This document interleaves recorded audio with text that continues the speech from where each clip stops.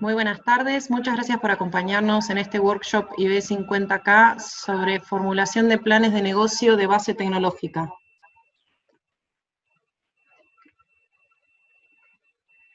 Mi nombre es Águeda Andersen y seré moderadora de este encuentro. Nos acompañan miembros de la comisión organizadora del concurso IB50K y la magíster Laura Totonelli, profesora e investigadora de la Universidad Nacional de Río Negro y evaluadora experta del área económica del IB50K. Al final de la charla daremos un espacio para leer las preguntas que quieran realizar.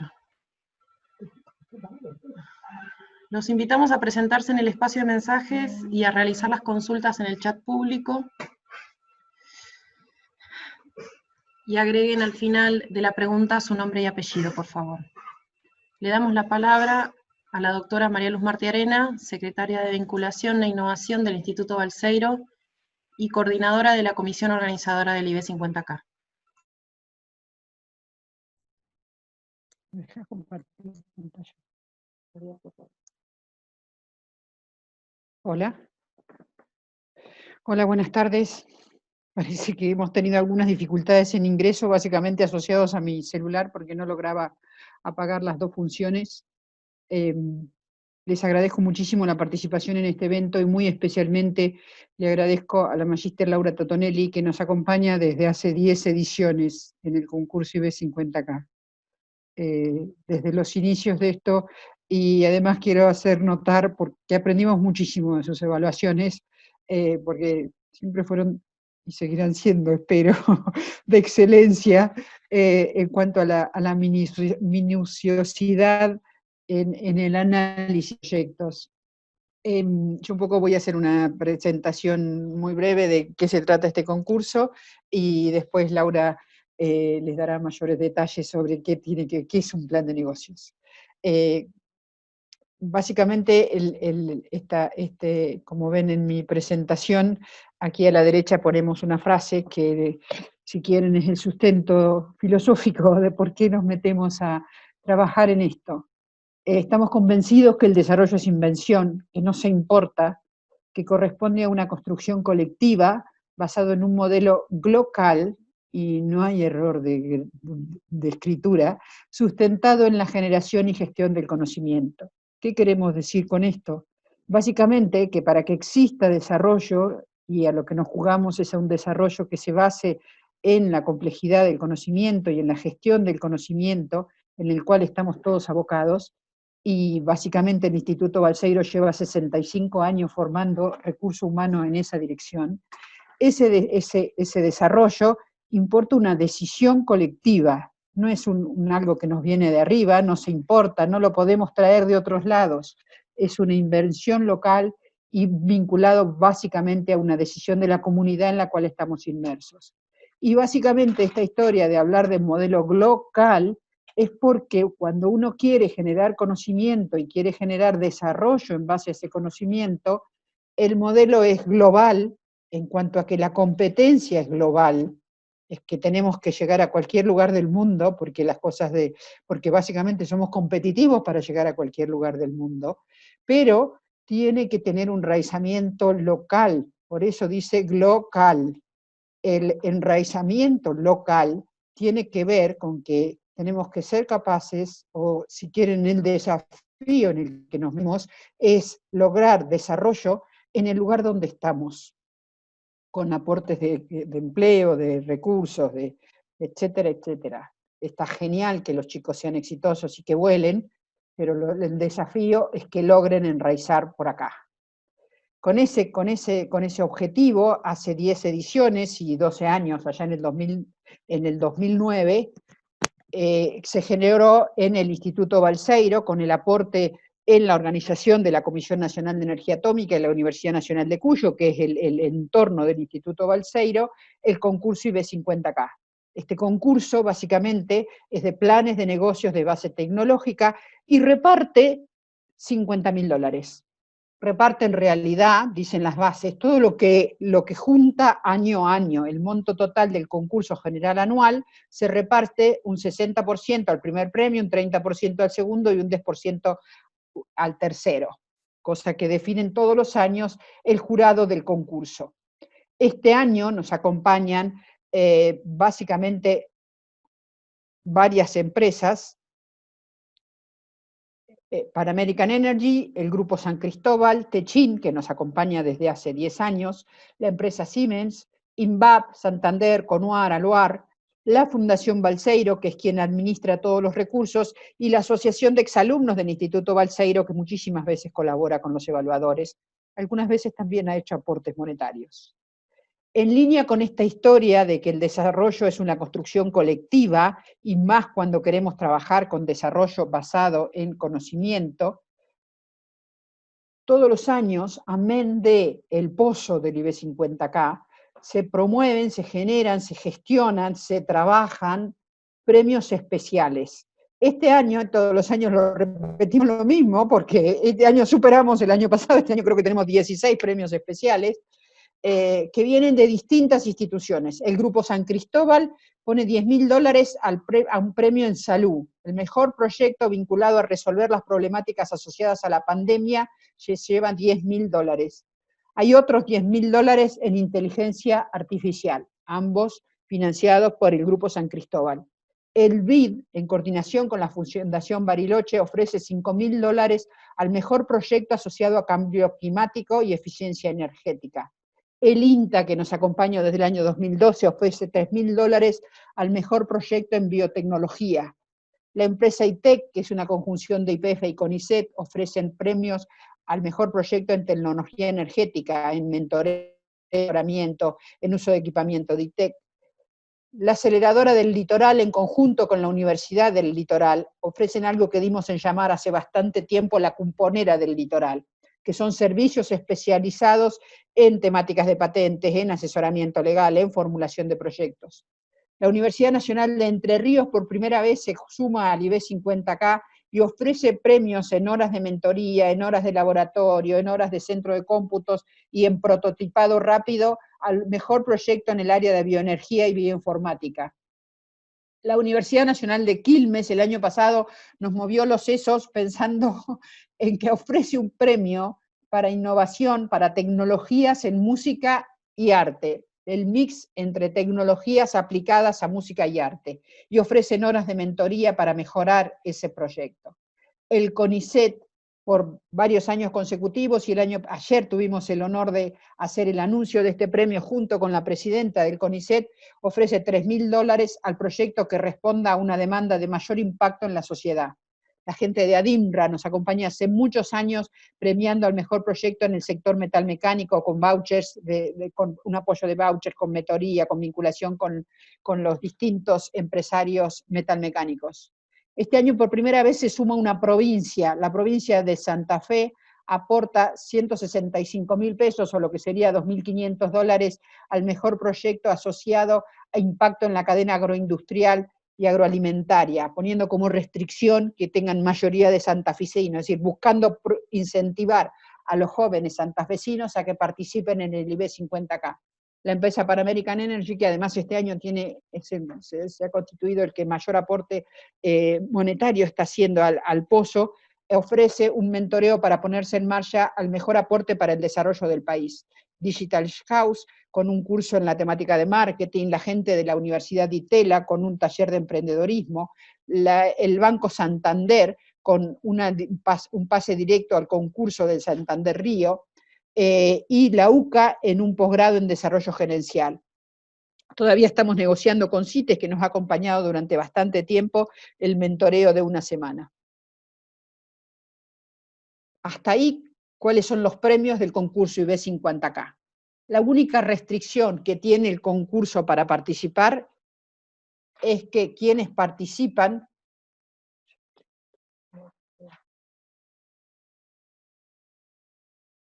sean jóvenes con no mayores de 35 años, estudiantes regulares o profesionales graduados de institutos terciarios y universidades de la República Argentina en las áreas disciplinarias de ciencias aplicadas, básicas y de la salud. Básicamente, esto es lo que estamos planteando, por eso hablamos que es un concurso en el que se invita a participar a los jóvenes, Y la otra restricción es que el coordinador y responsable legal y administrativo del grupo debe ser un joven que cumpla con esa restricción. Las áreas temáticas son simplemente de indicación. Es importante que noten que en muchas de ellas hay premios especiales. ¿Cuáles son los valores que se promueven, que se buscan premiar, sobre los cuales se evalúan los proyectos? Básicamente, el grado de innovación, la oportunidad del negocio, la calidad y amplitud del equipo y el grado de madurez del proyecto.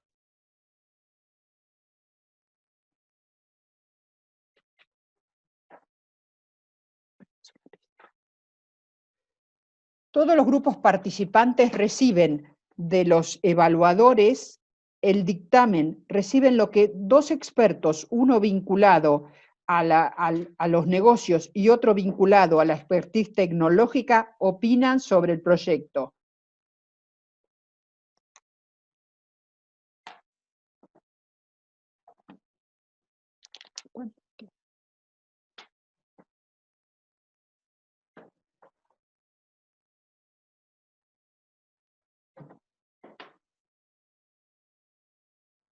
A mí me gustaría poderles explicar, hacer un pantallazo de qué queremos decir con grado de innovación del proyecto, oportunidades del negocio, calidad y amplitud del equipo y grado de madurez del proyecto. Tengo que tener una aclaración primero, les pido disculpas porque necesito tener una aclaración sobre el tiempo que me queda en esta charla. Sí, quedan 3 minutos. Empezaste a las 10, tenés 15 minutos, son y 22. Muchas gracias. En relación con la originalidad y propiedad intelectual, nosotros no requerimos que el proyecto presente una patente. No es objetivo de IB 50K, no es el IB 50K un concurso de patentes. Sin embargo, sí de una empresa de base tecnológica. Y las empresas de base tecnológica sustentan su nombre en que la originalidad de los proyectos y el conocimiento incorporado forman parte de su esencia. El siguiente es que tiene que ser una oportunidad de negocios, es decir, que tienen que identificar qué problemas saben resolver y en función de eso aportar soluciones, describir qué van a hacer y por qué y para quién, básicamente, es el desafío más importante a trabajar en esto. Identificar la demanda es la parte más difícil y lenta de un proceso creativo del producto tecnológico.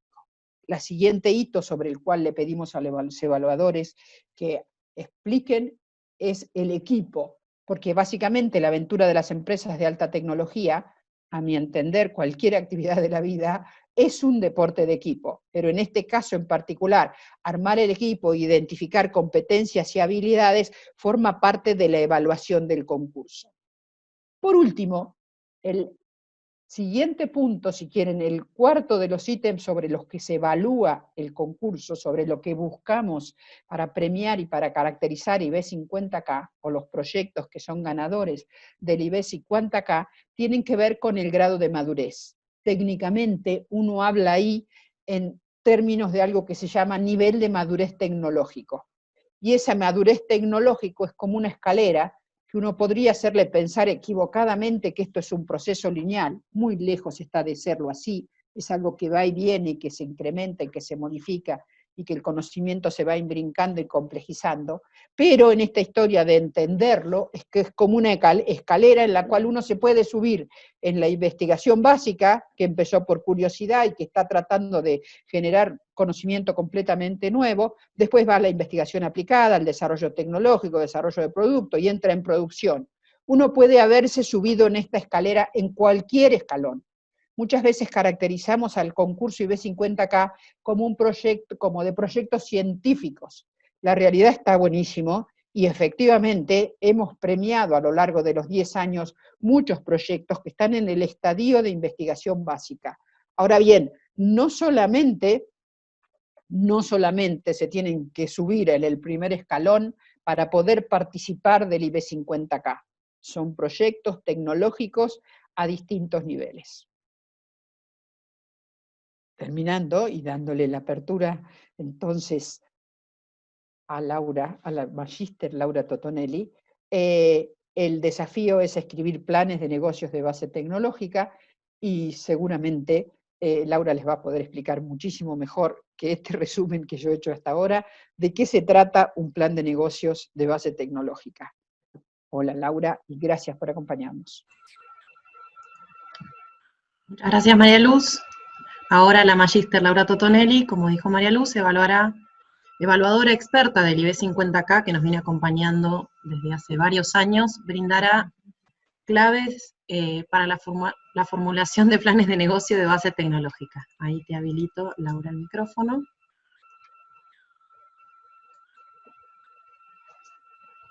Ahí estás. Ahí estamos, hola, ¿me oyen bien? Se escucha perfecto.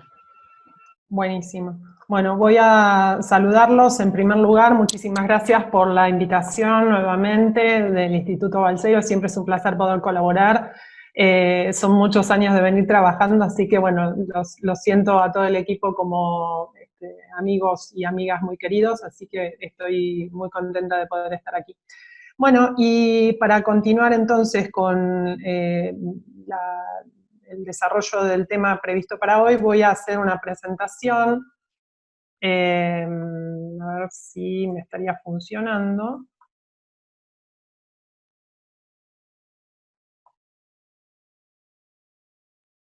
¿Se puede ver? Sí, se ve perfecto la pantalla, Laura. Bueno, buenísimo entonces. Bueno, algunas cuestiones ya estuvo adelantando María Luz recién en su presentación. El plan de negocios es una herramienta que, además de ser un requisito para poder postularse al premio IB50K, también va a ser una herramienta de mucha ayuda para aquellos equipos que estén con la idea seria de poder hacer algún desarrollo, algún emprendimiento tecnológico. Así que, esperen que quiero ver si puedo borrar acá porque me aparece esto ahí. Bien. Vamos a tratar de pensar qué es esto del plan de negocios.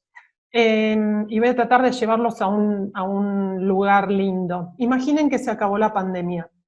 Imaginen que ya podemos olvidarnos de los barbijos, podemos olvidarnos del alcohol en gel y de la prohibición de saludar a los otros con un beso o con un abrazo. Imaginen que se abren los aeropuertos y empiezan a volar los aviones, y después de haber estado juntando plata durante todo este tiempo, que no pudimos salir a comer, a gastar, etcétera, o porque, bueno, teníamos el pasaje ya comprado, decidimos salir a hacer un viaje.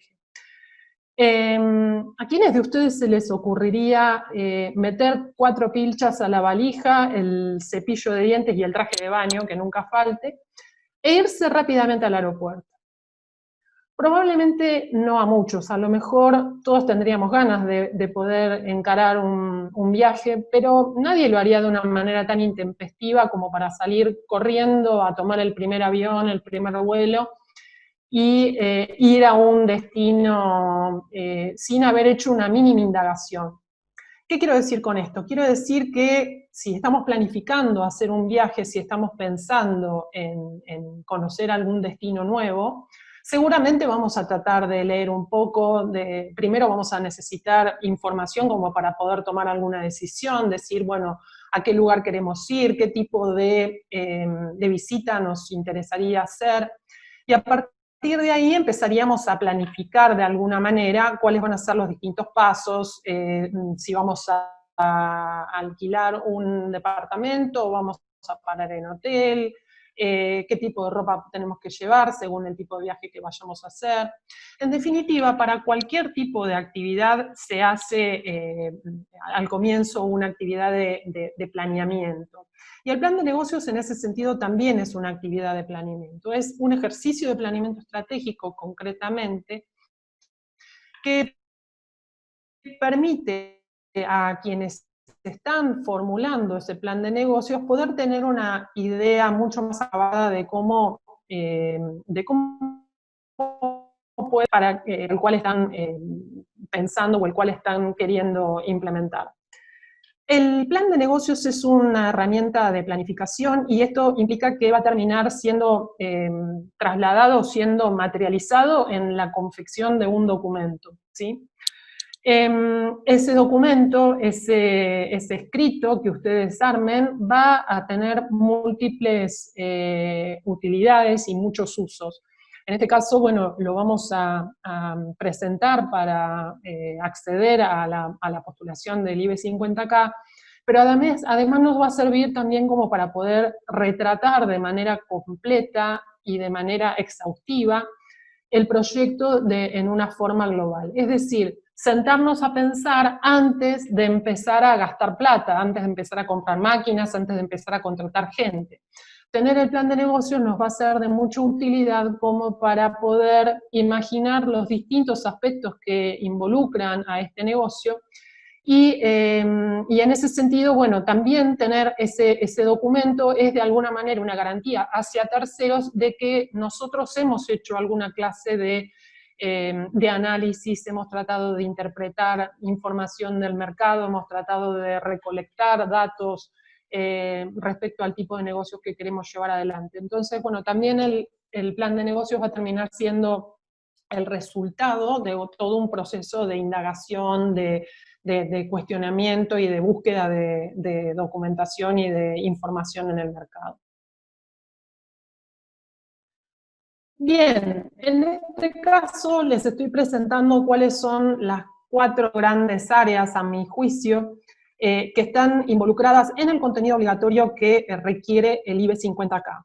Esto quiere decir que, en definitiva, yo estoy trabajando esta idea de plan de negocios un poco orientada más específicamente a lo que el IBE 50K plantea.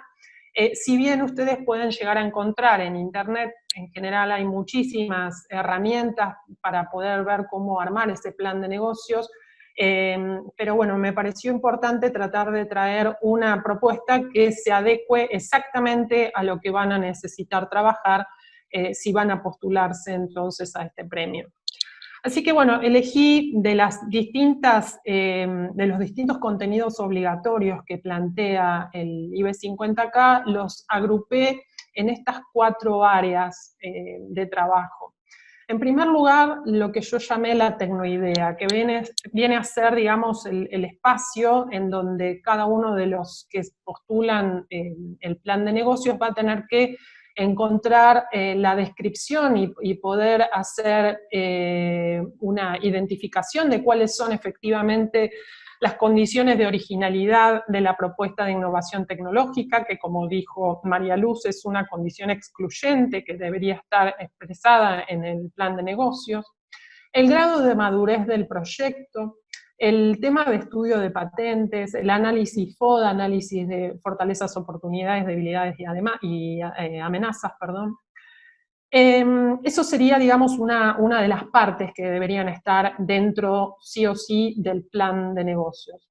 Otra cuestión, que también la anticipó María Luz recién, es lo relacionado con el tema del marketing. Es decir, como estamos hablando de un plan de negocios de empresas de base tecnológica, la cuestión de la idea tecnológica es claramente importante, pero además también tenemos que ver cómo esa idea tecnológica va a redundar en la producción de un producto o en la prestación de un servicio que tenga que ver con la satisfacción de unas necesidades particulares, específicas que el mercado esté requiriendo.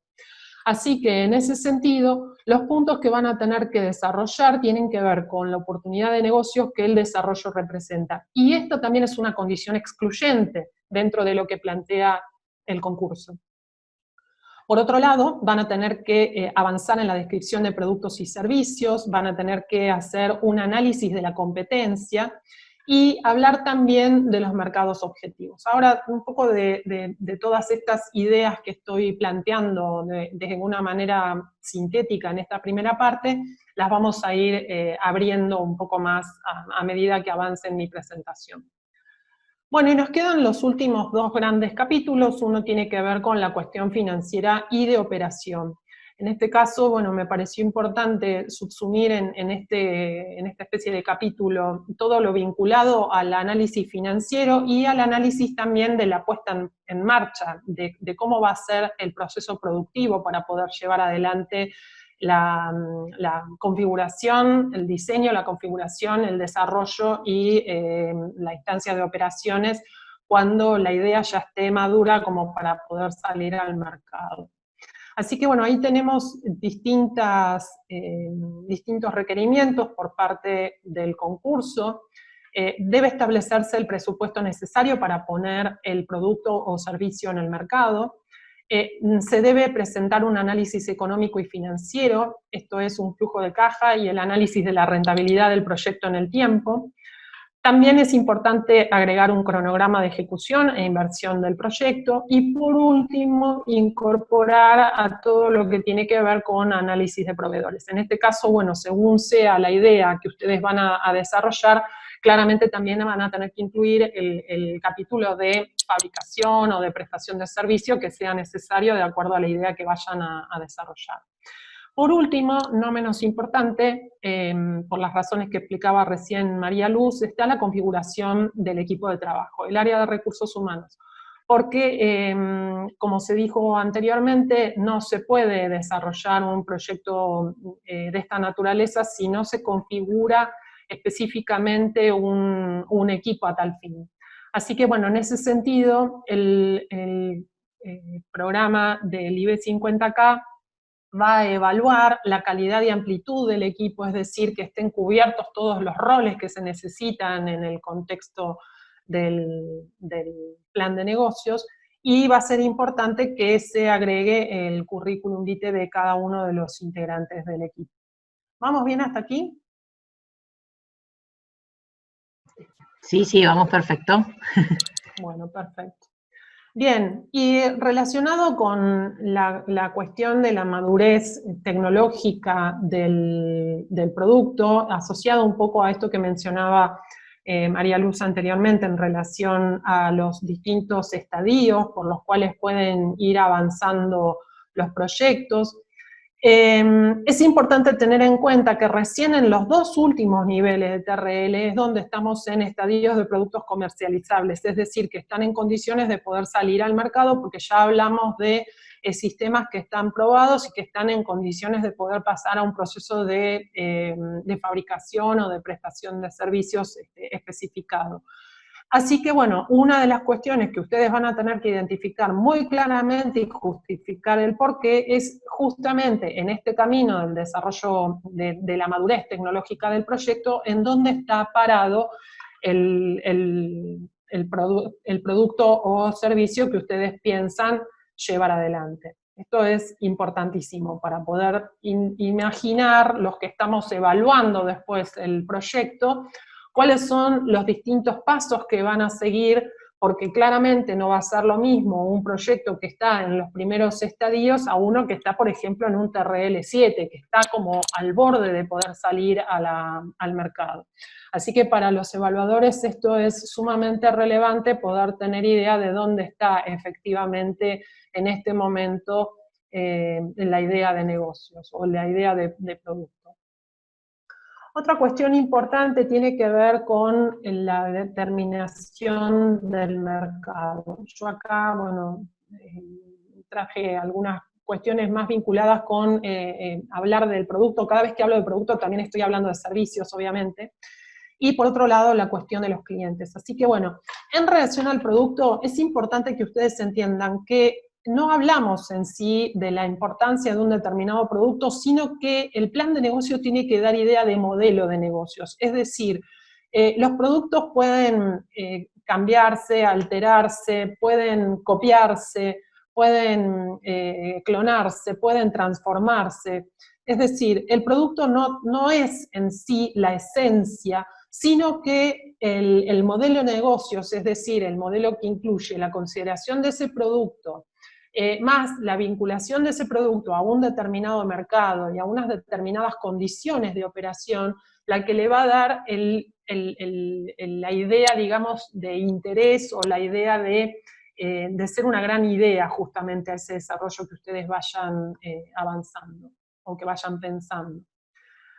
Así que una vez que ustedes piensan en el producto, hay que empezar a pensar en términos del modelo de negocios, ¿no? ¿Cómo podemos hacer para que este producto, que a lo mejor es un producto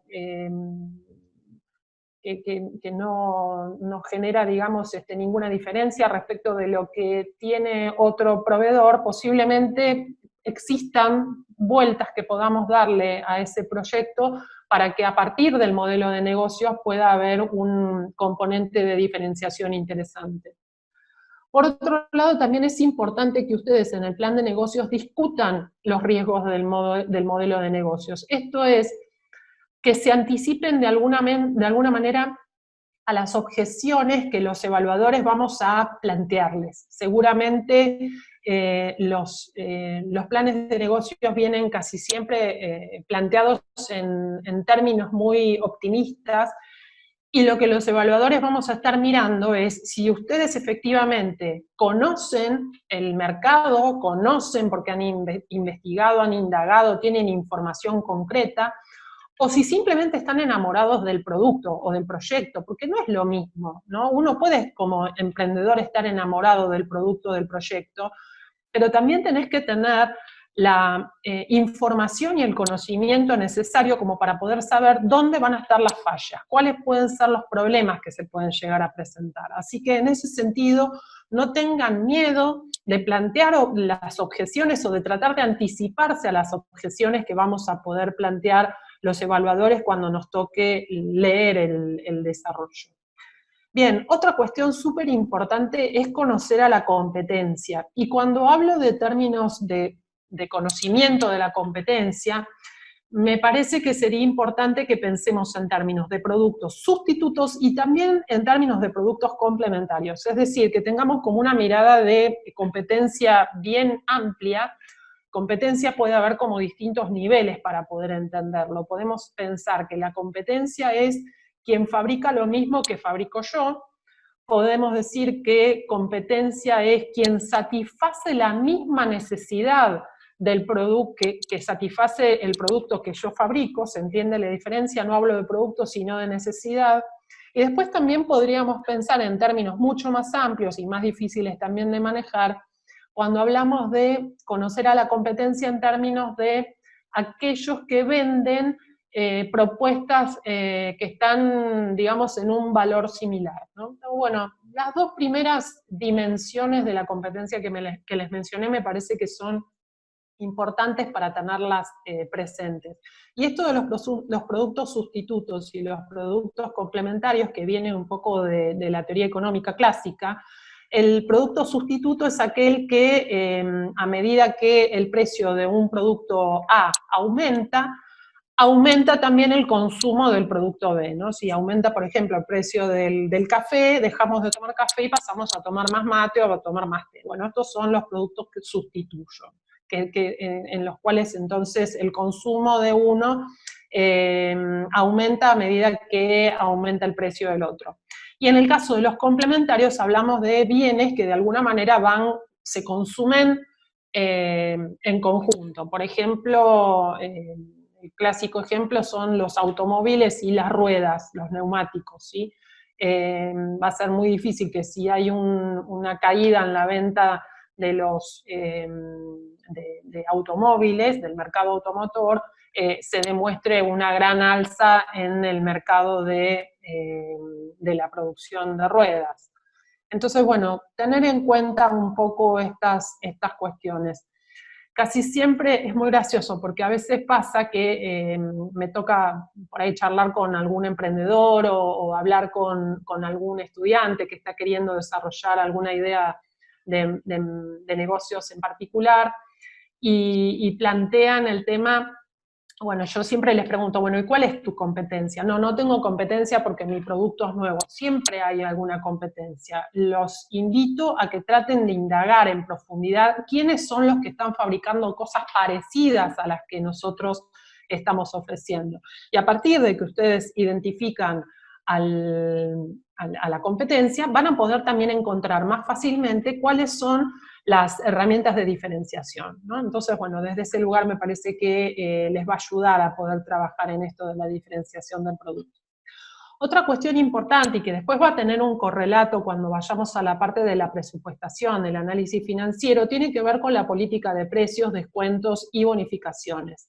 La política de precios, o sea, preguntarnos qué precio le pongo a mi producto o a mi servicio, es una gran pregunta que tiene que ver con conocer el mercado, con conocer los costos de producción, con conocer los costos de abastecimiento, con ver qué tipo de imagen le quiero dar al mercado. Es decir, si ustedes indagan un poco en relación a la forma en la que se pueden fijar precios, van a ver que hay como 10, 15 factores que van a tener que tener presentes a la hora de poner un precio. El precio no es únicamente cubrir los costos y ganar algo, sino que hay muchas cuestiones que deberían tocarse o tenerse presentes al momento de decidir cuál va a ser la estrategia de precios que vamos a aplicar para nuestro negocio. Otra cuestión súper relevante que también a veces encuentro que falla en la presentación de los planes de negocios en el concurso, tiene que ver con la identificación de las correctas cadenas de distribución, y a esto hace referencia a las cuestiones tanto de logística como los intermediarios. A veces los intermediarios tienen más posibilidades de llegada a determinados tipos de clientes que las que podríamos llegar a tener nosotros tratando de lograr ese contacto por las nuestras. Y en este sentido, a veces puede ser que sea más conveniente pagar una comisión de ventas a un intermediario que no pagarla y tratar de salir nosotros a vender nuestro producto, nuestro servicio a un mercado al que desconocemos. Entonces, bueno, hay que también indagar un poco respecto de cuáles son los mejores actores que están presentes en esa cadena de distribución para tratar de encontrar a aquellos que de alguna manera permitan potenciar el desarrollo de nuestra idea. Y bueno, finalmente les dejo ahí una lista de distintas herramientas, que son herramientas tradicionales del marketing, el mix de marketing, la cruz de Porter, la cadena de valor, como para que cuando vayan desarrollando su plan de negocios puedan utilizar esas herramientas para poder tener una visión más completa del análisis del producto, mercado, etc. Bueno, y después en relación al tema de los clientes, es importante que nosotros pongamos el foco en entender al cliente, en entender cuál es su necesidad y entender a partir de la necesidad cuál es la propuesta de valor que nosotros vamos a hacer. Y esa propuesta de valor entenderla en términos de dónde vamos a vender, dónde vamos a atender a nuestros clientes, cuándo, en qué momento, en qué circunstancia, en qué oportunidad, en qué momento, hasta incluso hablando en términos de altas y bajas temporadas, hay algunos productos o servicios que están sujetos, digamos, a la variabilidad por estacionalidad. ¿Y cuánto? Es decir, ¿cuánto le vamos a vender a cada tipo de clientes? En relación al tema de identificar a los tipos de clientes, bueno, pensar a quién le vendo. ¿Le estoy vendiendo a un cliente industrial? ¿Le estoy vendiendo a un consumidor final? ¿Le estoy vendiendo al sector público o al sector privado? ¿O le estoy vendiendo tal vez a un cliente monoxónico? Es decir, a alguien que compra la totalidad de mi producción y que en ese sentido me va a plantear algunas limitaciones en cuanto a la posibilidad de negociar precio. Bien, y por último también es importante ver las cuestiones vinculadas a la segmentación y al posicionamiento. Segmentación tiene que ver con identificar de un mercado universal cuáles van a ser los nichos en los cuales me conviene plantear la venta de mi producto o mi servicio. Es decir, podemos hacer una segmentación de tipo jurisdiccional, hablando, por ejemplo, de salir a venderle al mundo entero o vender únicamente en una determinada localidad. Podemos hablar de una segmentación por género, una segmentación por edades, una segmentación por niveles socioeconómicos. Es decir, ustedes tienen que encontrar cuál es la variable para poder hacer esa segmentación, y una vez que tenemos identificado ese nicho, tenemos que encontrar, digamos, cómo podemos de alguna manera medir el nicho, ¿no? Tenemos que saber que ese nicho es un nicho al cual podemos nosotros acceder prácticamente con la venta de nuestro producto o nuestro servicio, y a la vez es un nicho que nos puede llegar a resultar de mucho interés en cuanto a que nos asegura un determinado volumen de compras que va a sostener el funcionamiento de la organización. Hay veces que hay nichos muy pequeños, muy chiquititos, que plantean el desafío de que al ser tan pequeños no se generan los volúmenes de negocios que son requeridos para sostener rentablemente a cualquier organización.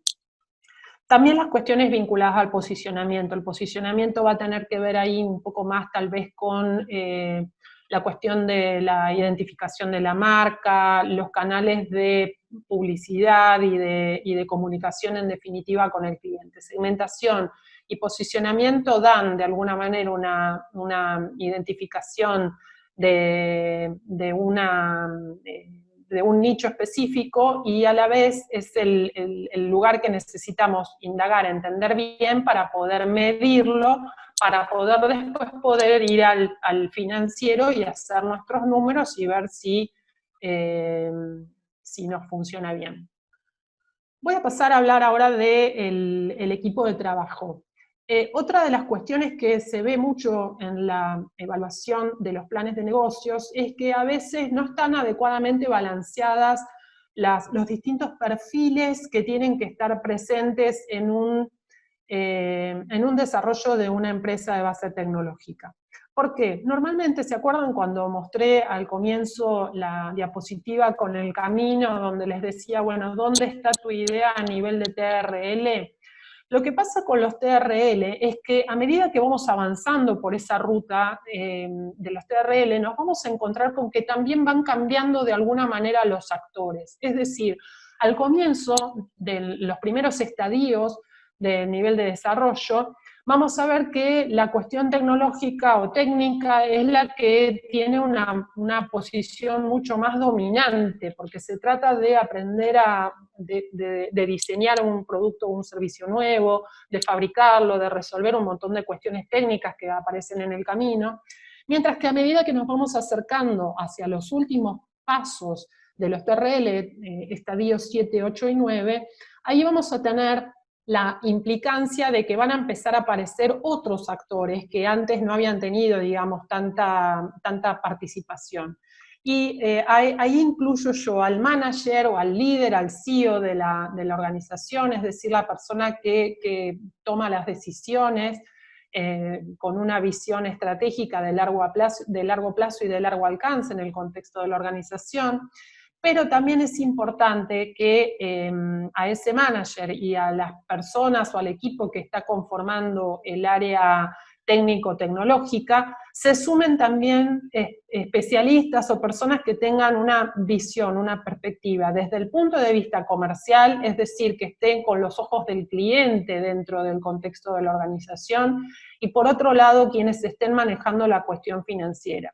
Entonces, tiene que haber un adecuado balance entre estas distintas áreas o distintas funciones para poder entender si el plan de negocios tiene visos de poder ser realidad. Una vez que tenemos definido el mercado, o sea, definimos el producto, definimos el cliente, pudimos armar el equipo de trabajo, identificamos si estamos cerca de en qué nivel de desarrollo tecnológico estamos ubicados, tenemos que empezar a ponernos objetivos. Y acá les dejo, digamos, una especie de guía que nos va a permitir poder identificar cuáles son las características que definen a un objetivo como tal. Un objetivo tiene que ser algo específico, algo que se mida. Lo que no se mide, decimos los administradores siempre, lo que no se mide es algo que no se controla. Entonces es importante que cuando ustedes fijen objetivos tengan la consideración de que sean efectivamente medibles, ¿sí? De que sean casi tangibles, les diría. Bueno, tiene que ver con la posibilidad de que esos objetivos sean obtenibles de alguna manera, que sean relevantes, es decir, que valga la pena medirlos para poder después compararlos y para poder después decir hasta dónde hemos llegado. Recuerden que de alguna manera esta herramienta de planificación, de planeamiento estratégico que propone el plan de negocios, también va a tener su correlato posterior cuando vayamos a una instancia de control. Es decir, lo mismo que yo estoy definiendo en esta instancia de planeamiento, me puede llegar a ser de mucha utilidad para poder después controlar cuando el proyecto ya esté encaminado, llevándose adelante. Y por último, cuestiones de los objetivos tienen que estar vinculados con cuestiones medibles en un determinado tiempo. Es decir, también al fijar objetivos tenemos que poder saber en qué momento vamos a tomar la foto, vamos a sacar la fotografía para ver si efectivamente logramos o no cumplir con ese objetivo. Si yo digo algo así como, por ejemplo, no sé, aumentar el mercado de la empresa en un 10%, en realidad no estoy diciendo nada, no es un objetivo, es más que nada un deseo. Yo tengo que poder especificar ese objetivo de manera tal que yo sepa en qué momento voy a poder tomar esa medida y verificar si se cumplió o no se cumplió. Elegimos entonces al equipo de trabajo, desarrollamos el producto, fijamos objetivos, es momento de llegar ahora al presupuesto. Y el presupuesto es, a mi juicio, la síntesis de todo lo que se vino trabajando en el desarrollo del plan de negocios. ¿Por qué? Porque en general en el presupuesto vamos a ver que empezamos a diseñar nuestro plan de negocios, empezamos a escribir ese documento, pero después vamos a tener que pasar del doc, del punto DOC, vamos a tener que pasar al XLS, vamos a tener que ir al Excel o a la planilla de cálculos, para poder empezar a tirar algunos números y poder empezar a armar ese presupuesto. Acá les estoy planteando algunas cosas que me parece que son importantes, son relevantes a la hora de armar ese presupuesto. En primer lugar, definir el horizonte de planeamiento. ¿Cuánto tiempo se considera necesario poder llevar adelante un plan de negocios? O sea, ¿por cuánto tiempo yo tendría que plantearme hacer este ejercicio? Bueno, como mínimo yo les sugiero siempre hacer un presupuesto que vaya de 3 a 5 años. ¿Por qué digo 3 a 5 años? Porque normalmente en un horizonte de planeamiento de 3 a 5 años, vos pasaste por la compra de bienes de uso que se amortizan a lo largo del proyecto, los bienes de uso se compran al principio, entonces si hago un horizonte de planeamiento de menos de 2 años, voy a tener una carga muy fuerte de gastos al principio y de inversiones al principio que no me va a permitir ver si el negocio madura a un poco más de plazo, ¿sí? Si yo por otro lado hago un horizonte de planeamiento a 10 años, en el medio de los 10 años voy a tener renovaciones por las amortizaciones de muchos bienes de uso, ¿no? Entonces, en este caso, y además, bueno, porque también hacer un planeamiento a 10 años prácticamente es un ejercicio intelectual muy poco útil, en el sentido de que cambia tanto el mercado y las condiciones de funcionamiento que, bueno, difícilmente pueda llegar a tener validez un ejercicio con un plazo de planificación tan amplio. Es importante identificar en ese horizonte de planeamiento cuándo va a ser el momento en que salga el producto al mercado, ¿sí? ¿A partir de qué mes, si estoy midiendo del mes 1 al mes 60, los 5 años, bueno, ¿en qué mes voy a salir con el producto al mercado? Y esto lo aclaro porque también he visto en muchas presentaciones que me ha tocado evaluar, que a veces no está muy claro esto, en qué momento va a salir. Entonces uno tiene que empezar a hacer preguntas o buscar con muchísimo detenimiento en el presupuesto. Es importante que ustedes tengan bien en claro en qué momento se sale a vender al mercado. Les decía el tema de los plazos también por el tema de la obsolescencia y los periodos de amortización de los bienes de uso. Es importante considerar esto en el presupuesto, claramente esto tiene un impacto muy importante. Lo mismo que los plazos de devolución de préstamos. Si hubiera préstamos que hay que amortizar a lo largo de un determinado horizonte de planeamiento, es importante agregarlo. Y por último, una cuestión importante también para mencionar en relación al tema del tiempo, es que la fecha de venta no es lo mismo que la fecha de cobranza. Esto lo aclaro porque casi siempre existen algunos productos o servicios que tienen que producirse y salen al mercado, y la cobranza, es decir, el momento en el que la empresa va a poder lograr efectivizar el ingreso del dinero, a veces pasa varias semanas más tarde, ¿no? Entonces, bueno, esto de la fecha de venta, distinto a la fecha de cobranza, también hay que considerarlo, si llegara a ser necesario, en el presupuesto. Otra de las cosas es las ventas estimadas. Les dije, tienen que pensar en armar, en definir, identificar quiénes van a ser los clientes y qué tanto le vamos a vender, cuánto le vamos a vender, porque a partir de las ventas es como vamos a empezar a estimar el resto de los números en el presupuesto. Es decir, es el primer renglón que nosotros tendríamos que poner en cualquier presupuesto, el que inicia, el que dispara de alguna manera todos los procesos de producción y de comercialización posteriores. Es importante que ustedes, cuando identifiquen las ventas estimadas, no solo las planteen en términos de en pesos, es decir, cuántos fondos ingresarían a la empresa, sino también que vinculen esas ventas con las unidades, es decir, ustedes van a tener dos límites en el mercado. Por un lado, el límite que el propio mercado les va a imponer de decirles si les van a comprar o no una determinada cantidad de producción que ustedes pueden sacar a la competencia, sacar a la venta, perdón, pero también ustedes tienen que considerar cuál es el límite de producción. Entonces, con algunos de esos dos límites se van a chocar en algún momento. Es importante que ustedes sepan cuál es el que va a venir primero, digamos, ¿no?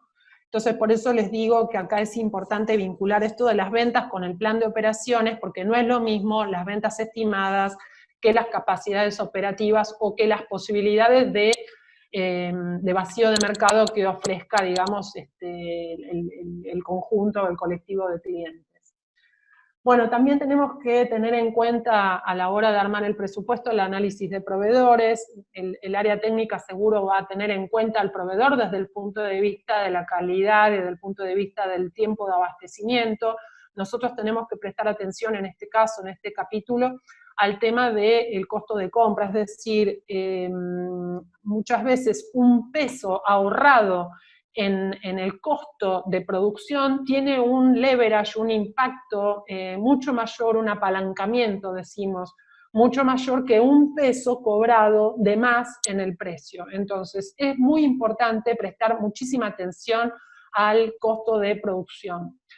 Bueno, prestar atención en particular a los proveedores estratégicos, van a ver que se cumple la ley de Pareto 80-20, en donde va a haber un 20% de proveedores estratégicos que significan el 80% de las compras, así que bueno, en ese momento, cuando los identifiquen, hay que hacer un seguimiento muy pormenorizado en relación a este tipo de proveedores.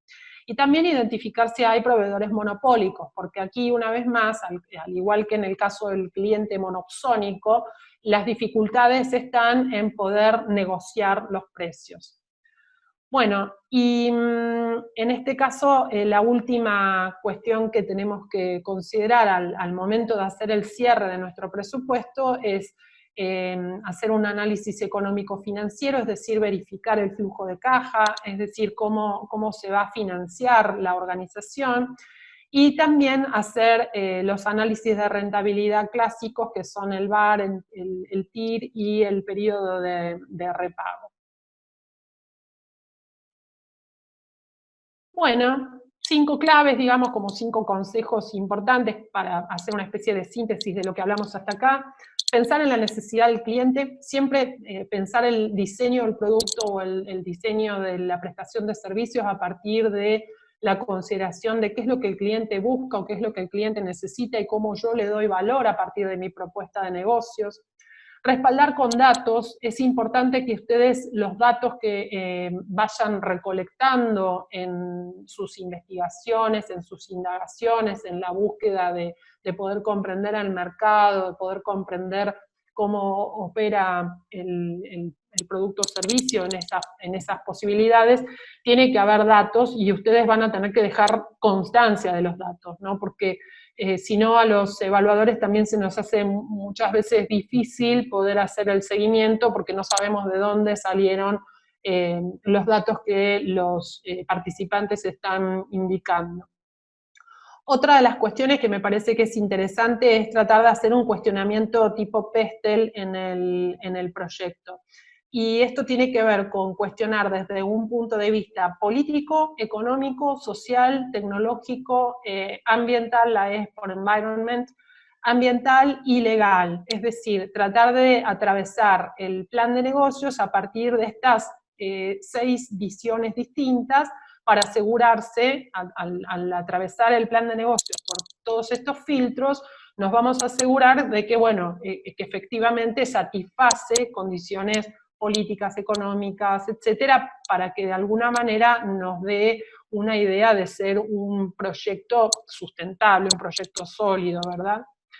Bueno, después la cuestión de la exhaustividad. Es importante que ustedes profundicen en la búsqueda de datos y que pongan todo lo que sea necesario en el plan de negocios pensando en las posibilidades de control posterior. Es decir, un análisis de plan de negocios en general se hace para después no volver a repetirlo, para después, en todo caso, utilizarlo como guía para poder controlar el avance del negocio. Entonces, traten de gastar tiempo en este momento en ser exhaustivos.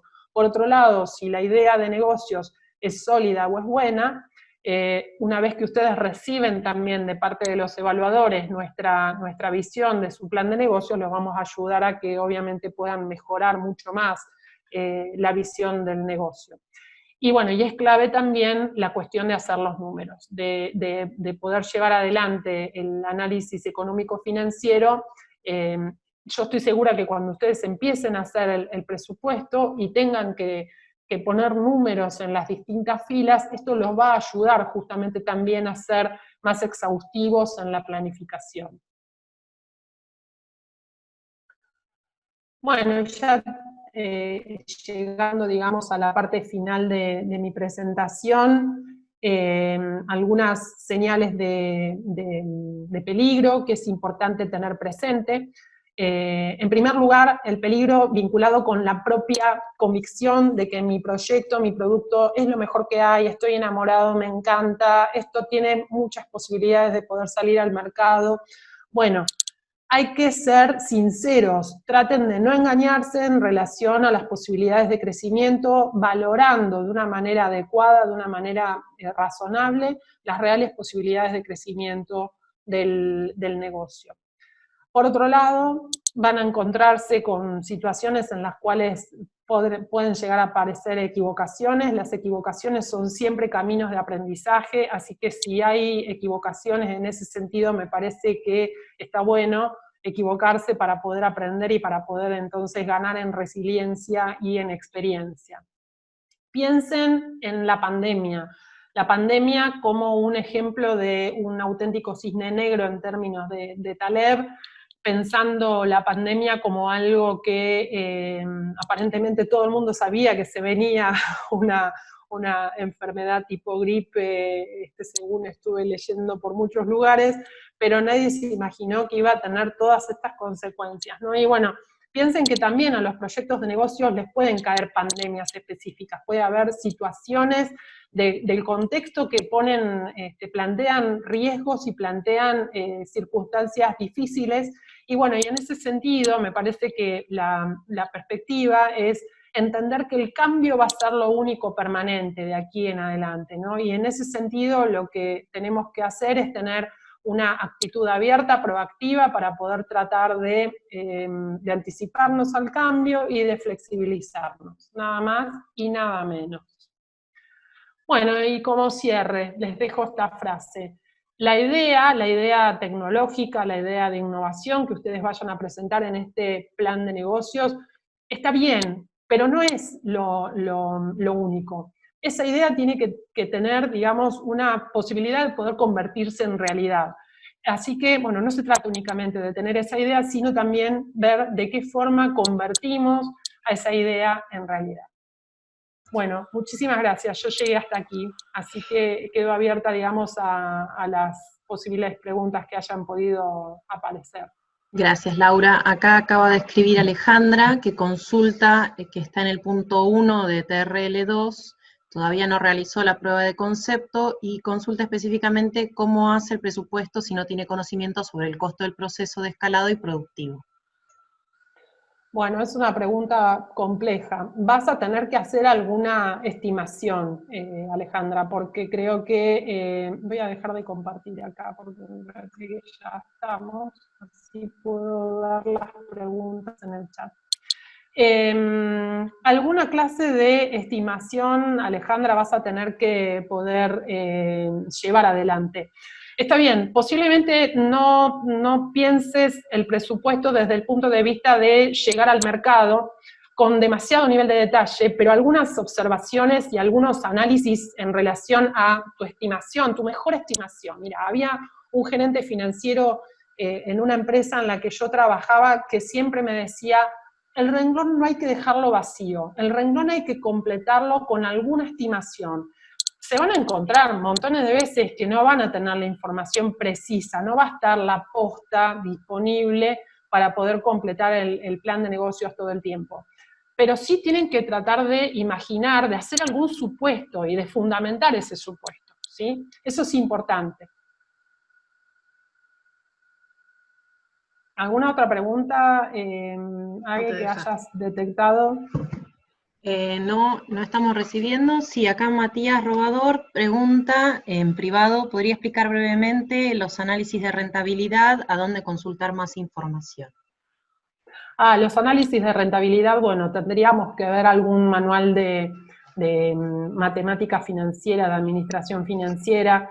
Los indicadores de rentabilidad son en general el VAN, que es el valor actual neto, TIR, la tasa interna de retorno, y periodo de recupero. Son como 3 indicadores clave que se aplican, son fórmulas matemáticas que vas a poder encontrar en cualquier planilla de cálculo. Yo las uso mucho en Excel.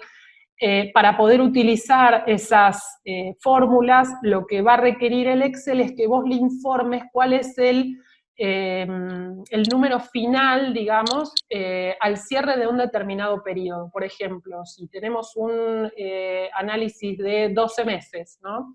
Yo voy a tener ingresos, voy a tener ventas, voy a tener costos de producción, voy a tener gastos operativos, administrativos, etcétera, y voy a tener, no sé, que pagar a lo mejor una cuota de un préstamo. Entonces, todos los ingresos versus todos los egresos te va a dar un saldo. Ese saldo es el saldo de caja, es decir, lo que se supone que te queda una vez que vos cobraste todo y terminaste de pagar todo lo que corresponde a ese determinado periodo. Entonces, lo que haces es aplicar directamente sobre los 12 meses ese flujo de caja que vos vas a tener, aplicás esa fórmula, la descontás con una tasa de interés, porque tenés que calcular que los pesos que tenés hoy valen más hoy que lo que valen dentro de 12 meses, y entonces aplicás una tasa de descuento para que automáticamente el sistema pueda hacer el cambio, hacer el cálculo, digamos. En todo caso, después vemos si a lo mejor se puede traer, digamos, algún ejercicio más concreto como para poder hacer ese análisis, pero se calculan directamente con las fórmulas financieras que ya trae el Excel. Bien, acá pregunta Lucas Heine si se puede presentar la propuesta de valor con Canvas.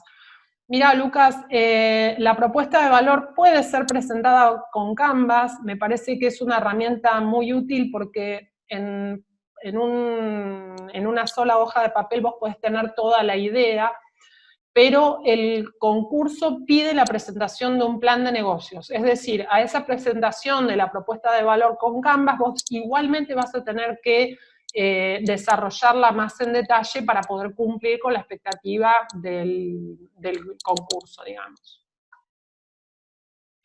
Pregunta Lucas también, ¿cuánto detalle técnico hay que dar en la parte de innovación cuando hablamos de tecnología? Y como decía María Luz anteriormente, yo entiendo que podés dar una descripción con cierta profundidad sin entrar a lo mejor en los detalles más técnicos o en los detalles que hacen a ese core o ese corazón, digamos, específico que tiene que ver con lo que vos estás investigando y que no querés de alguna manera publicar. Entonces, bueno, con ciertos niveles de privacidad en cuanto a la información, tendrías que dar un poco de detalle técnico sin entrar a lo mejor en una gran cantidad de detalles desde el punto de vista de las cuestiones más específicas del core del negocio, digamos.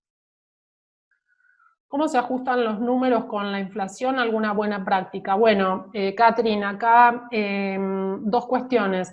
Vos podés hacer una evaluación en moneda extranjera en donde, digamos, los efectos devaluatorios o los efectos inflacionarios se dejan a un lado, o si querés hacerlo en moneda nacional, la práctica es que los números se presentan, digamos, sin hacer ajuste inflacionario.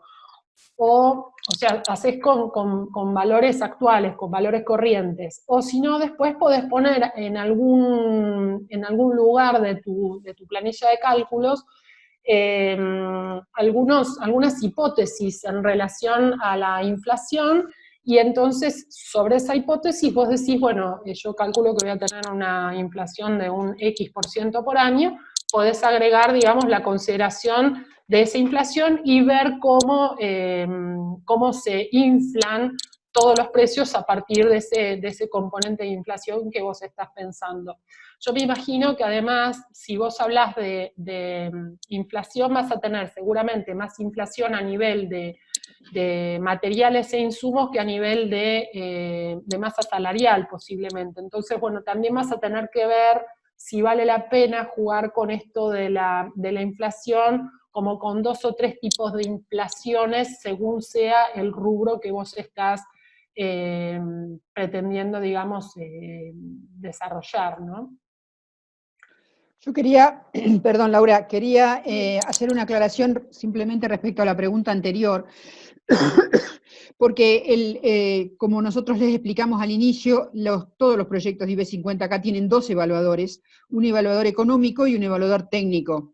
En algunos casos sucede que el evaluador económico dice, nada, yo voy a evaluar mi área, y básicamente uno de los desafíos del concurso es que tanto el evaluador económico sea idóneo en la temática de negocios tecnológicos, como que el evaluador técnico sepa de qué se trata. Y entonces, completando simplemente la idea que tan claramente planteó Laura, en el sentido de que los secretos no los necesitan poner, pero tienen que convencer a un evaluador técnico que lo que están diciendo tiene un sustento. Es decir, uno puede decir, bárbaro, no quiero contar mis secretos tecnológicos, obviamente nadie los va a pedir, pero tampoco puede decir, no, mira, yo simplemente mezclo acá y te estoy ofreciendo algo que va a mezclar el agua y el aceite, mirá cómo funciona.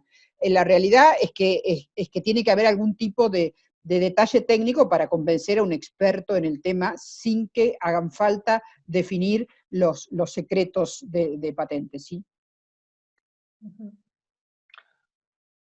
Buenísimo. Acá me dice Santiago, mi consulta, parezco relatora de la radio. Nos escribe Santiago. Nos escribe Santiago y dice, mi consulta es cómo hacer una investigación de mercado cuando los datos de la competencia son privados por lo general. Gracias.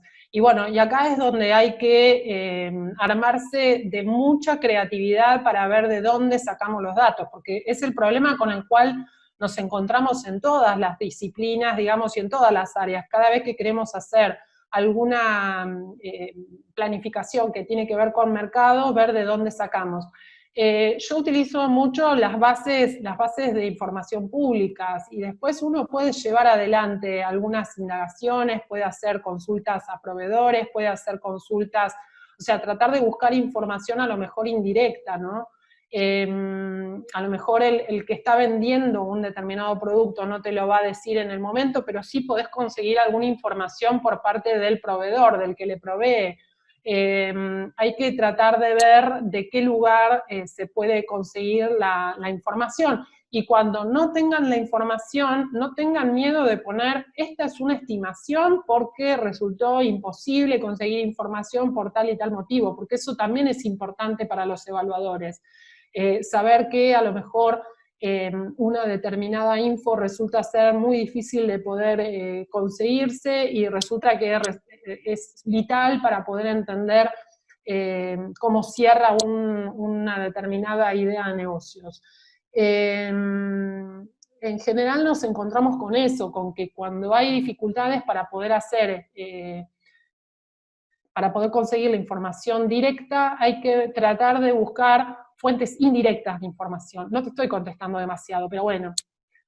Las empresas son parte de las evaluaciones. Acá Ignacio pregunta, yo no entiendo muy bien tu pregunta, si la estás orientando, Ignacio, en relación a las empresas que son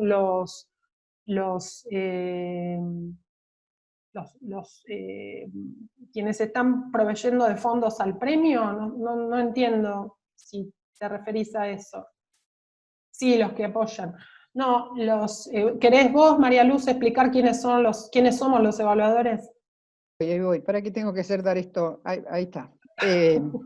Porque hasta que hago funcionar esta cosa, parece mentira que llevamos 3 meses casi y todavía nos llevamos duchos en hacerlo funcionar.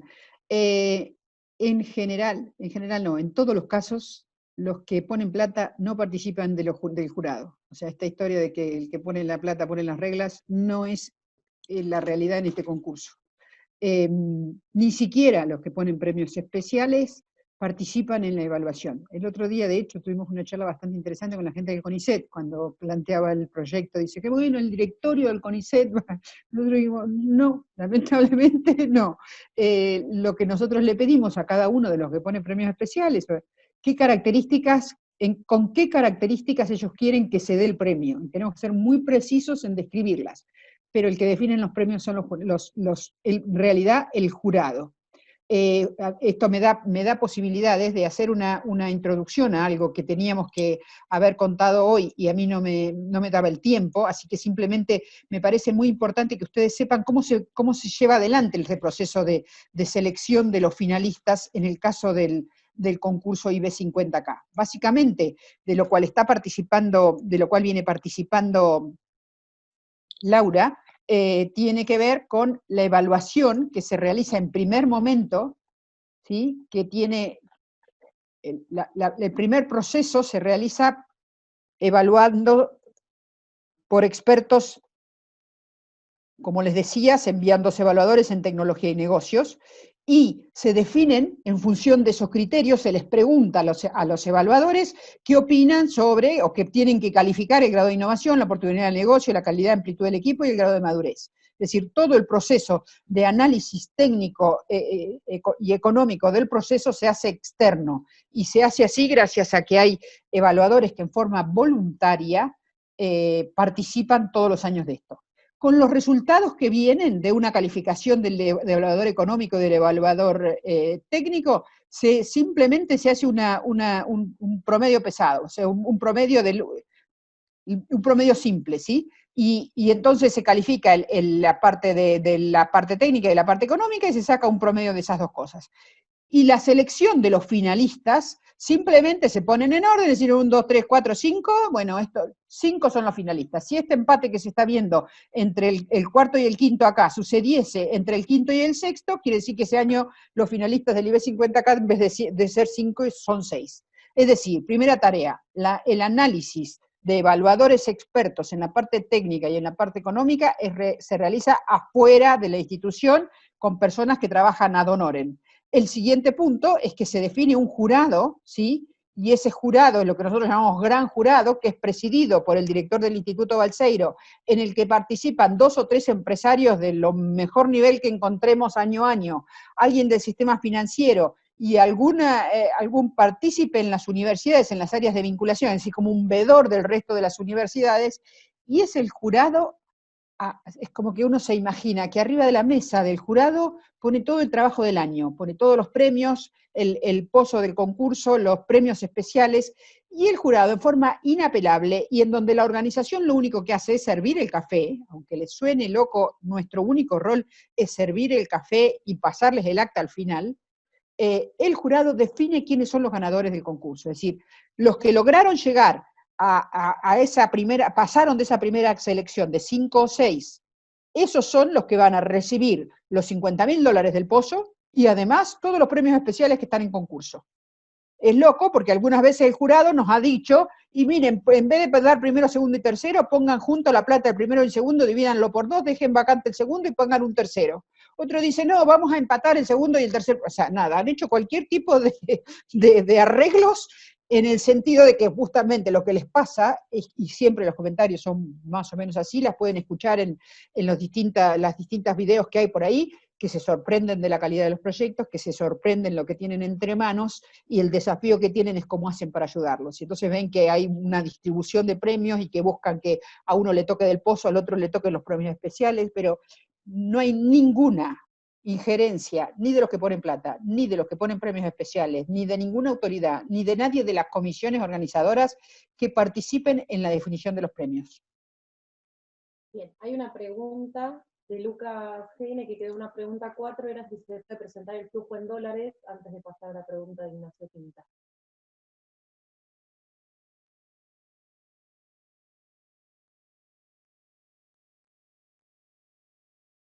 No hay ninguna restricción para que no se presenten dólares.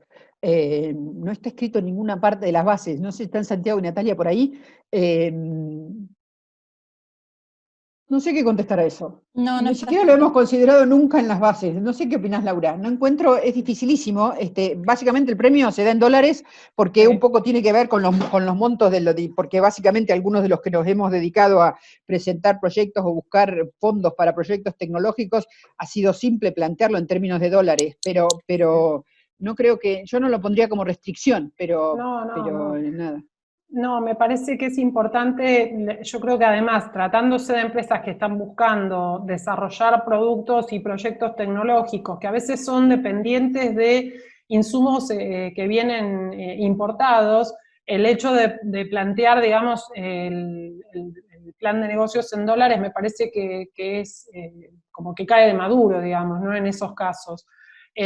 Así que no, a mí la mayoría de los proyectos que han presentado venían evaluados en dólares. Estoy tratando de pensar, pero me parece que la mayoría venían con valuación en dólares, sobre todo porque estamos también pensando en proyectos y servicios que pueden salir a venderse globalmente. Entonces, desde ese lugar también te vas a encontrar con que si salís o sea, compras insumos a lo mejor en dólares porque son importados, pero también después vas a salir a lo mejor a vender tu proyecto hacia afuera. Entonces, desde ese lugar me parece que está bien Sí, que se plantee en dólares.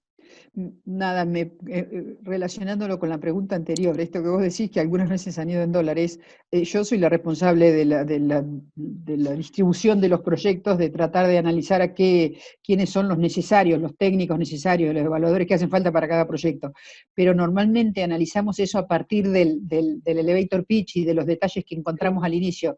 La comisión no necesaria, ni aún el que evalúa, se pone en el trabajo de leer en profundidad cada uno de los puntos, porque esa es una tarea de los evaluadores, así que fíjense hasta qué punto eso es así en relación con la pregunta anterior. Sí me parece importante aclarar que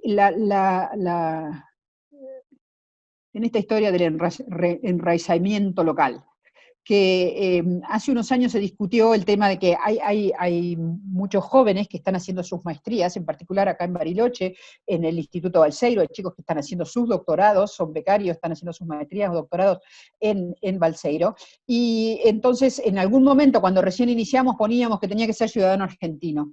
Y justamente el Consejo Académico del Instituto nos hizo modificar eso, y dijo, no, pongamos la restricción hacia que el plan de negocios tiene que ser desarrollado en Argentina.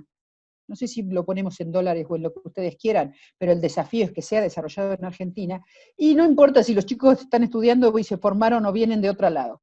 Con lo cual, el punto del enraizamiento no está en tanto con el tema de la moneda que está, sino con el desafío de ponerlo en el sitio donde está. Perfecto. Y creo que había quedado una última pregunta que me pareció interesante. Catherine preguntaba, cuando se habla del análisis de sensibilidad, ¿a qué se refiere? Catherine, el análisis de sensibilidad es una práctica que se hace sobre el flujo financiero, sobre el de análisis financiero, en el cual vos vas llevando adelante simulaciones sucesivas respecto de qué pasaría si, por ejemplo, aumenta, no sé, un 10% el costo de determinado insumo y baja, por ejemplo, la cantidad de ventas que tenés previstas. Entonces, se van como de alguna manera forzando los límites del proyecto para poder ver, bueno, hasta dónde se la banca, ¿no? ¿Qué tan tironeado puede estar por los condicionamientos de precios, condicionamientos del mercado, etcétera, y hasta dónde es firme o duro el proyecto como para poder salir más o menos airoso, ¿no? Es decir, tener buenos indicadores de VAN y de TIR. Entonces, bueno, es una práctica muy interesante esta del análisis de sensibilidad. Yo simplemente quisiera agregar una temática en relación con esto, porque uno lo escucha y más que lo escucha desde la formación con la que tiene el físico o el tecnólogo, este 50% que venimos con otras preguntas en la cabeza, y me imagino muchos colegas que dicen, pero nosotros no vamos a escribir eso ni por casualidad. Y, y entonces me parece interesante aclarar que un poco el desafío, o sea, sería bueno tener algunos de los chicos que han llegado a finalistas del concurso, que han ganado el concurso, y un poco la experiencia que se logra en esta de que los que estamos acostumbrados a pensar desde la curiosidad o a pensar desde la búsqueda del conocimiento técnico y a pensarlo porque se nos ocurre más que porque hay alguien que quiere o que está en el mercado y todas esas historias, que el ejercicio de tratar de plantear estas cosas en un papel es claramente constructivo y de alguna forma sirve inclusive para definir una planificación a futuro, que es un poco lo que planteaba hoy en los inicios Laura. Eso me parece muy importante considerarlo. Que obviamente, si ustedes se fijan en ese grafiquito que yo puse ahí, hay muchos proyectos, que hay muchos de los proyectos que técnicamente, vos decís, estos son un balazo, que están... El equilibrio entre las dos calificaciones es muy notorio, o sea, normalmente los proyectos tienen una alta, muy buena nota técnica y una nota económica no tan buena, y un poco esa compensación hace que hay proyectos que salen adelante y todavía están en la etapa de recién saliendo del cascarón de la básica. Con lo cual, lo que digo es que el desafío es tratar de empezar a pensar esto, de buscar asociarse, por eso la historia del equipo, de buscar alternativas, de ver quién puede ayudar con esa parte en un lenguaje que nosotros desconocemos o que nos es complicado experimentar, pero que el desafío, si quieren, un poco el objetivo de esto del concurso del IB 50K desde Balseiro, es que lo empecemos a pensar, que si nosotros no estamos concursando ni patentes, ni solamente un negocio, estamos tratando de entrerelacionar esas dos cosas para ver si se pueden llegar adelante empresas de base tecnológica como una de las tantas formas de poner en valor el conocimiento que se genera. Yes.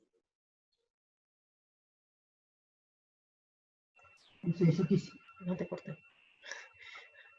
Bueno, si hay alguna otra consulta más específicamente sobre la forma de presentar el proyecto, bueno, alguna otra consulta para Laura, queremos aclararle que esta presentación que está siendo grabada la vamos a cargar en la página, en nuestro canal de YouTube, para que puedan verla y reverla todas las veces que sean necesarias. De cualquier manera pueden cualquier cosa mandarnos un mail al mail oficial del IB 50K. Si es una pregunta muy técnica, será cursada a Laura. Si no, lo contestaremos desde el grupo de la comisión organizadora.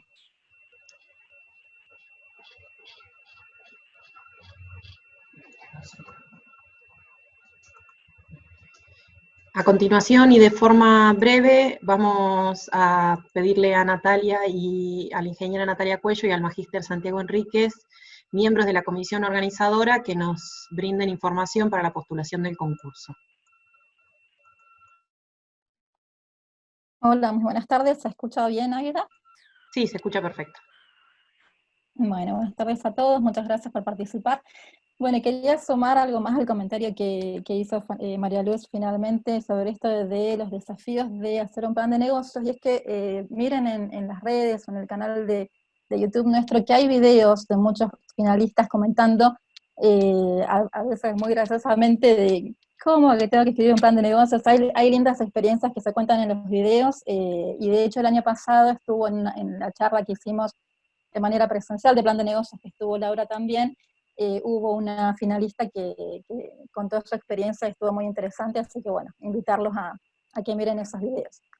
Bueno, quería repasar un poquito el tema de las etapas del concurso para que quede una idea por ahí un poco más clara de todo lo que estuvo contando María Luz. Nosotros comenzamos con la apertura del concurso el 1 de abril. Ahora estamos en esta etapa de difusión, de charlas, de contarles estas cosas y de recibir sus consultas a la casilla de mail, eh, todas las consultas que tengan respecto a las bases y condiciones, a cómo postularse. Y bueno, esta etapa cierra el 10 de agosto, ese es el día de cierre de inscripción. Una vez que cierra la inscripción, tenemos la etapa de admisión de proyectos, que lo que hacemos como comisión organizadora es revisar si todos los requisitos excluyentes del concurso, que tienen que ver con el 50% de no mayores de 35 años en ciertas áreas, formados en ciertas áreas disciplinarias, si se cumple con eso, ¿no? Para eso tenemos también la revisión de documentación respaldatoria de este requisito. Una vez que el proyecto está admitido en ese sentido, se asignan los evaluadores en función de las temáticas, y posteriormente se realiza el anuncio de finalistas. De finalistas el 5 de octubre. Lo interesante de acá es comentar de que todos son notificados, digamos, de su condición y reciben la evaluación, la nota de evaluación. Entonces, en ese sentido es muy enriquecedor plantearse, ponerse a hacer el plan de negocios y presentarse al concurso más allá de que se llegue a la final o no, porque de todas maneras tienen la devolución de los evaluadores. Posteriormente se asignan para estos finalistas tutores para que puedan optimizar durante un periodo de un mes aproximadamente estos proyectos finalistas y volver a enviar esa versión final el 16 de noviembre. Y finalmente, el 27 de noviembre ya se tiene la defensa oral ante el jurado y el acto de premiación. Bueno, pasando ahora a comentarles sobre las claves de postulación al concurso. Bueno, en principio, fundamental que ingresen a la página web y descarguen las bases y condiciones. Ahí van a poder encontrar absolutamente todos los detalles del concurso, léanlas minuciosamente y aprovechen a mandarnos todas las consultas que consideren necesarias. Si hay algún punto que por ahí no está muy claro, esto también nos sirve a nosotros para seguir mejorando la redacción de esas bases y plantearnos por ahí cosas que hasta ahora por ahí no se nos han ocurrido expresar ahí. También van a poder descargar la guía de postulación, donde ahí tienen en detalle cuáles son los pasos a seguir para enviar los documentos, las preguntas frecuentes que seguimos alimentando a través de sus consultas, y los formularios de inscripción y de presentación de proyecto que va a explicarles posteriormente Santiago. Así que bueno, le dejo la palabra a Santiago y los invito a inscribirse al concurso y a mandar todas sus consultas. Muchas gracias. Bueno, muchas gracias, Natalia. Voy a comentar sobre los dos formularios más importantes, digamos, los dos formularios que tienen que completar para poder acercar sus proyectos al concurso I-50K. Por un lado está el formulario de inscripción. Este formulario tiene que ser completado por todos los integrantes del equipo. A esto me refiero al 100% de los integrantes, tanto el 50% de jóvenes participantes como el resto. Ahí pedimos que pongan información personal y también condiciones académicas, si se encuentran realizando una carrera universitaria o ya la tienen terminada. Lo que sí pedimos también es que adjunten al final de este formulario toda la información que da cuenta de que el 50% está conformado por jóvenes participantes. Por eso ahí van a tener que poner también información, o sea, el DNI, copia del DNI y situación también condición académica, que sea a través de un título universitario o condición de alumno regular. También lo que pedimos es que se firme una declaración jurada donde aceptan las bases y condiciones. Como dijo Natalia, es importante que lean de manera minuciosa las bases y condiciones y bueno, y que todo el 100% del equipo firme esa declaración jurada donde aceptan que leyeron y que están de acuerdo con esas bases y condiciones, y también ahí se plantea, digamos, se dejan claro y explícito de que ustedes son los propietarios del conocimiento que están plasmando en este plan de negocio, en este proyecto. Así que bueno, este es el primer formulario. El segundo formulario más importante es el formulario de presentación del proyecto. En este formulario tienen que quizás tener como punto de partida dentro de su cabeza, del mindset, es qué impacto están generando en términos socioproductivos con sus proyectos. Por eso es importante, bueno, esta charla de alguna manera cubrimos todos los aspectos que tienen que ver con el plan de negocios. Y bueno, ustedes seguramente algunos vienen de un área más técnica, por eso también los invitamos a que reflexionen a través de este formulario de presentación del proyecto acerca del impacto que genera el proyecto que están presentando. También ahí tienen que en el formulario completar con un elevator pitch, donde tienen que cubrir aspectos técnicos y económicos y comerciales del proyecto, los objetivos del proyecto, a qué están apuntando con este proyecto, y por otro lado la motivación, qué los llevó a ustedes a, de alguna manera, a generar este plan de negocio. Apelamos a que piensen nuevamente en el impacto que genera, en qué áreas, en qué impactos, en qué sectores sociales están generando algo, están contribuyendo. También los invitamos en relación a esto a que vean los premios especiales, qué premios especiales están ofreciendo desde el IE 50K, porque ahí verán más o menos qué áreas temáticas podrían ser lugares donde sus tecnologías pueden generar algún tipo de contribución, puede ser en inteligencia artificial, salud, energía, etcétera. Así que bueno, los invitamos que también reflexionen sobre eso y lo puedan plasmar en este formulario. También es importante que hagan un ejercicio de reflexión sobre la calidad y amplitud del equipo. Como comentaba Laura en su presentación, es fundamental que se cubran diferentes áreas que hacen a una empresa de base tecnológica, y que de alguna manera también reflexionen acerca de las sinergias que tienen en términos de habilidades complementarias, de multidisciplina, y lo puedan plasmar también en este formulario. También lo que solicitamos en este formulario es que plasmen en qué instancia de madurez del proyecto se encuentran. Ahí pueden consultar lo que planteaba María Luz sobre los niveles de madurez tecnológica. La idea es que hayan superado o que no hayan estado en el nivel de madurez tecnológica 1. Y bueno, eso es importante para que más o menos ustedes puedan tener de alguna manera una idea de en qué situación se encuentra la tecnología que están desarrollando. Y luego en este formulario está el plan de negocios, que es lo que de alguna manera nos convocó a todos hoy. Bueno, mucho no tengo más que contar sobre el plan de negocio, salvo que tomen en cuenta todos los consejos y los aspectos que cubrió Laura en su presentación. Y también, como dijo Laura, que puedan también poner todo material y todo elemento que ustedes consideren que pueda fortalecer este plan de negocio. Por eso también tenemos un punto más adicional donde ahí pueden ustedes incorporar en un anexo paper, declaraciones, noticias, análisis externos, evaluaciones que de alguna manera le dan consistencia al plan de negocio que ustedes están presentando. Así que bueno, eso es todo por mi parte.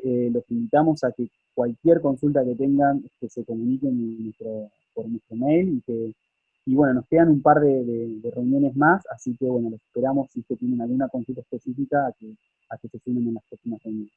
Muchas gracias. Muchas gracias, Natalia y Santiago. Si queda alguna otra consulta.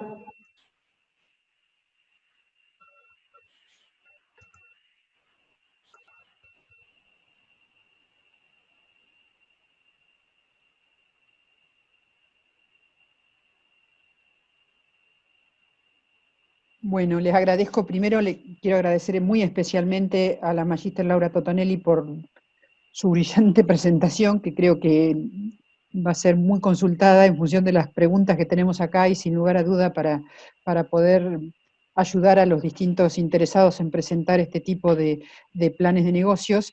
Me gustaría que tuvieran en cuenta, analizando o volviendo al formulario que presentó recién Santiago, en una de las transparencias, es que fíjense que hay dos formularios. Un formulario que corresponde al formulario de inscripción y otro que es el formulario de la presentación del proyecto. En el formulario de inscripción, al principio de todo, en la segunda y tercer línea, tienen algo que le preguntan en qué área están, y tienen uno segundo que le preguntan cuál es el motivo por el cual o de dónde surge estas presentaciones. En general, todo el planteo de los formularios tienen en los que el concurso les pide que respondan sobre algo, tienen que ver con las características del concurso, tienen que ver con que existen premios especiales. En la anterior, Santiago, por favor, en la que habla de, esto es el formulario de presentación de proyectos como ustedes están viendo, y a un formulario de inscripción. Ustedes piensen que en esta historia relacionada con las evaluaciones, en el que la organización no se mete adentro de los proyectos, al punto que lo único que podemos llegar a difundir es lo que ustedes ponen en el resumen que llamamos elevator pitch, o que llamamos resumen del proyecto. Esa pequeña resumen que está ahí es lo único que la organización puede usar para cuando terminan como finalistas, decir quién gana, quién perdieron y cuáles son los finalistas. Solo la información que nosotros podemos usar es la que está contenida ahí. Todo el resto es confidencial. E independientemente que toda la organización, los evaluadores y los jurados firman un compromiso de confidencialidad, la organización no se mete adentro del proyecto.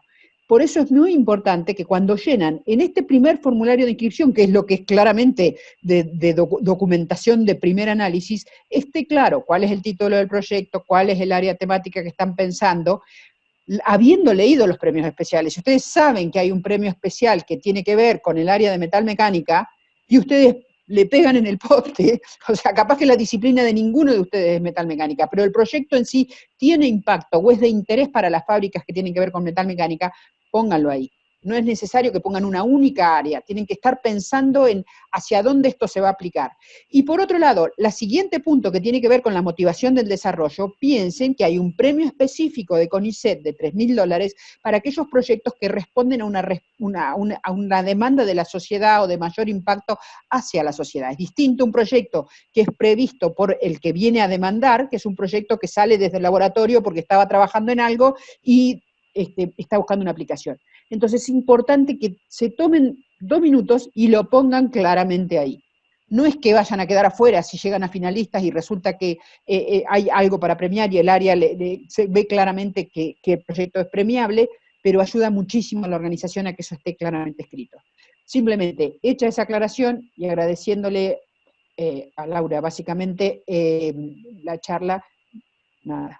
Hasta la próxima. Creo que los chicos van a contar ahora cuándo son las próximas charlas y creo que también debo resaltar que este año todo el equipo del IB 50K está integrado tanto por la comisión de organización, como expertos en prensa, como gente que trabaja en redes, como, bueno, distintas personas, algunas en forma voluntaria, que han hecho crecer este concurso notoriamente durante todo el año. Muchísimas gracias.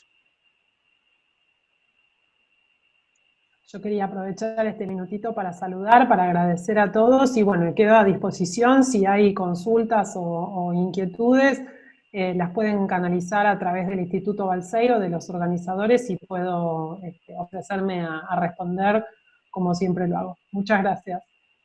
Gracias, Laura. Muchas gracias nuevamente a Laura y a todos los que nos acompañan hoy hasta el final. Nos estiramos un poquito con la charla, pero vale la pena el estirarlo un poquito. Bueno, agradecerles nuevamente a todos. Los invitamos a, obviamente, seguirnos en las redes para conocer futuros eventos. En particular, los esperamos el día 22 de julio, que haremos una jornada de preguntas y respuestas, donde seguiremos respondiendo dudas respecto a la postulación al concurso y las presentaciones de los proyectos. Nuevamente, invitarlos a que nos encuentren en las redes y nos puedan acompañar. Dejamos en el espacio del chat el link del canal de YouTube, donde durante la semana se van a ir cargando este video y podrán acceder a las charlas anteriores, inclusive las que había mencionado Natalia, de participantes de años anteriores. Nuevamente, muchísimas gracias y los esperamos en los próximos encuentros.